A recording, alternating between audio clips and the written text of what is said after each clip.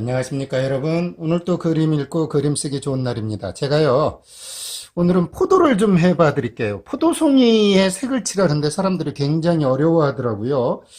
포도나 대추나무 등 이렇게 주렁주렁 달리는 과일은 자손의 번창과 복을 불러온다고 생각하고 있었죠.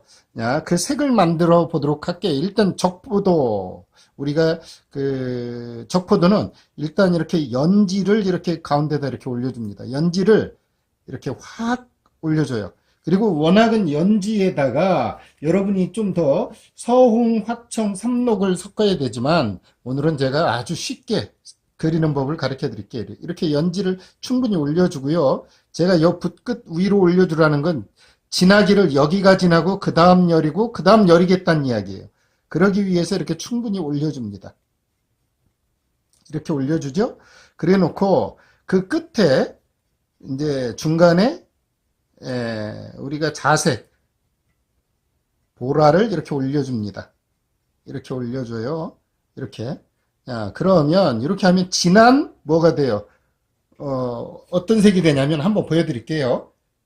진한 이런 색이 나옵니다. 그런데 제가 여기에 끝에 흰색을 이렇게 칠할 거예요. 흰색을 이렇게 칠하면 어떻게 변하나 보십시오. 흰색을 칠하면 이렇게 변합니다. 명암이 나오기 시작하죠. 흰색을 다시 한번 볼게요. 이렇게 흰색을 칠하니까 이렇게 명암이 보이죠. 자, 다시 한번 흰색을 칠하고 이렇게 명암을 네.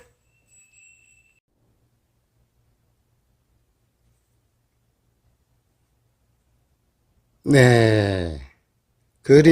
다시 한번 그려드릴게요. 잠깐 소포가 왔었네요. 다시 한번 여러분에게 포도를 한번 보여드릴게요. 그냥 하지 마시고 이렇게 처음에 연지를 충분히 올려주고요. 연지 끝에 그렇죠? 이렇게 색을 올려주고 네, 자색을 올린 끝에 흰색을 조금만 이렇게 찍으면 이렇게 색이 나옵니다. 그래서 이들 친구들 옆에 자연스럽게 이렇게 그려줍니다. 사실은 이렇게 한 이유는 이렇게 말랐을 때 여 위에 이렇게 그릴 수가 있기 때문에 흰색을 그리는 겁니다. 흰색을 이렇게 섞는 거예요. 흰색을 이렇게 섞어줌으로 인해서 앞에 있는 더욱 투명한 느낌의 색이 이렇게 나온다는 얘기입니다. 이렇게.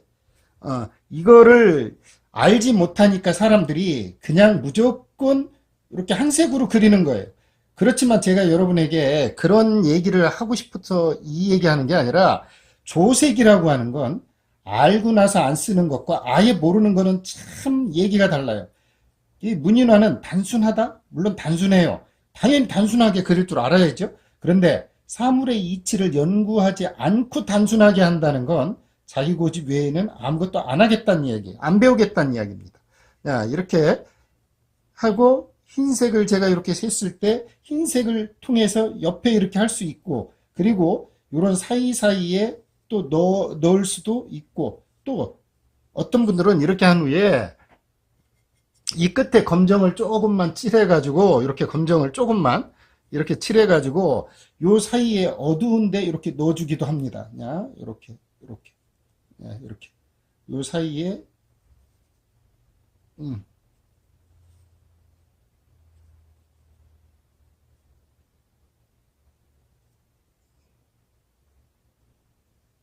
이렇게 넣어주기도 하고요. 그리고 그 끝에 다시 이렇게 색을 만들어서 연지, 자색, 끝에 뭐 하라고 그랬어요? 흰색 이렇게 싹 찍어서 요 위에 이렇게 해주면 어떻게 돼요? 앞모습이 더 겹쳐서 이렇게 물론 여러분들은 조금만 더 마른 다음에 하십시오. 여기 지금 덜 말랐기 때문에 그렇고요. 이렇게 어떤가요? 이렇게 포도를 충분히 이렇게 할 수 있다는 거죠. 그죠? 이렇게 충분히 할 수 있다는 얘기예요. 그래 놓고 여기에 뭐 색을 만들어서 해도 좋고, 이렇게 해서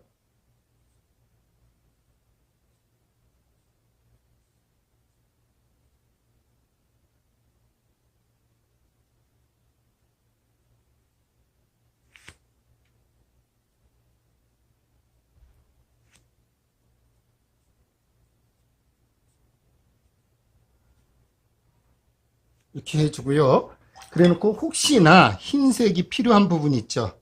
그게 무슨 얘기냐면 햇빛이 이쪽에서 이렇게 들어오잖아요. 그렇기 때문에 이렇게 이 사실은 있잖아요. 해가 어디 있느냐에 따라 이 친구가 이렇게 찍히는 거예요.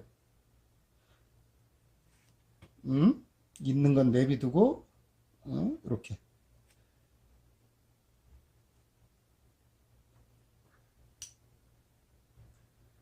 이게 너무 문윤화스럽지 않다가 아니라 여러분이 색 조합을 배우셔야만 포도송이를 잘 할 수 있기 때문에 이 포도는 연지에다가 뭘 섞었죠? 그렇죠.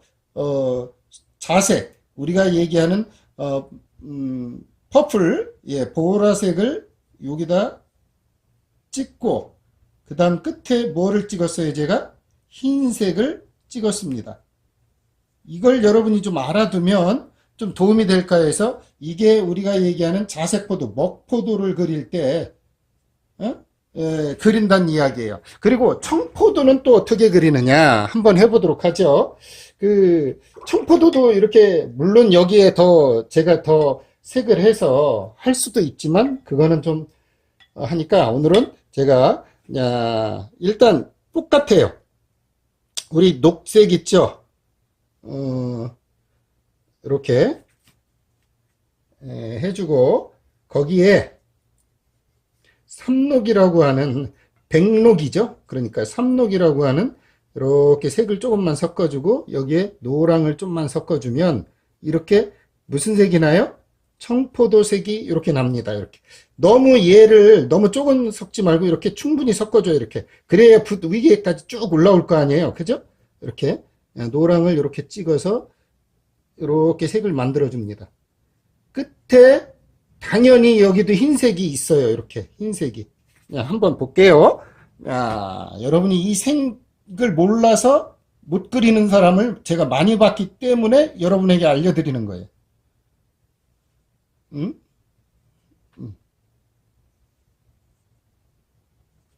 그래 놓고 흰색을 또 찍고 내가 어디다 그리든지 응?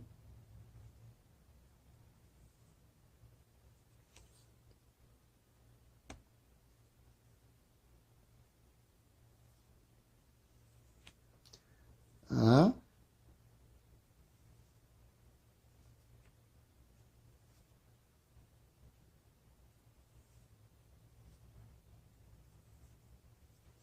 다시 아까처럼 색을 비벼주고 좀 떨어지면 또 다시 그대로 색 순서대로 색은 제가 순서를 또 한번 써줄 거예요. 앞부분에 포도는 또 이렇게 색이 나오죠. 이렇게 이렇게 겹쳐서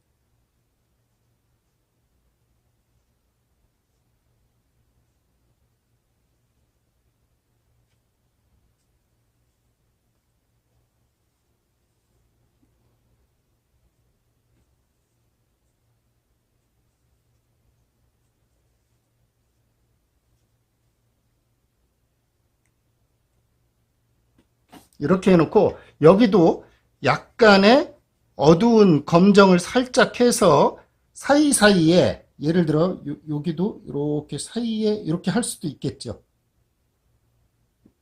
이렇게 사이에 이렇게 있을 수도 있겠고 여기도 이렇게 어둡게 해서 이렇게 사이에 있을 수도 있겠고 여기도 뭐 이렇게 이렇게 있을 수도 있겠죠. 네. 어떤가요?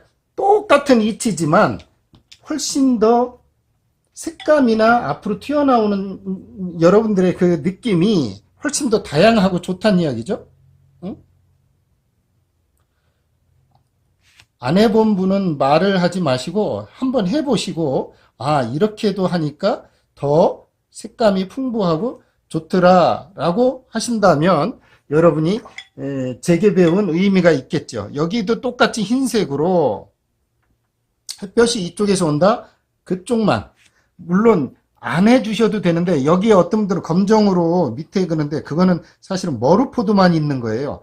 이렇게 원래는 안 하는 게 맞습니다. 그러나 우리나라 사람들은 하던 대로 선생님께서 하셨으니까 해야죠.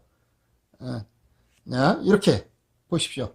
그럼 햇빛이 이쪽에서 오고 이렇게 정확하게 이렇게 전달이 되죠. 이것이 청포도예요. 먹포도, 즉 보라색 포도와 이 청포도를 그리는 데 있어서 이 색깔은 이렇게 달라요. 여기는 뭐라고 했어요, 제가?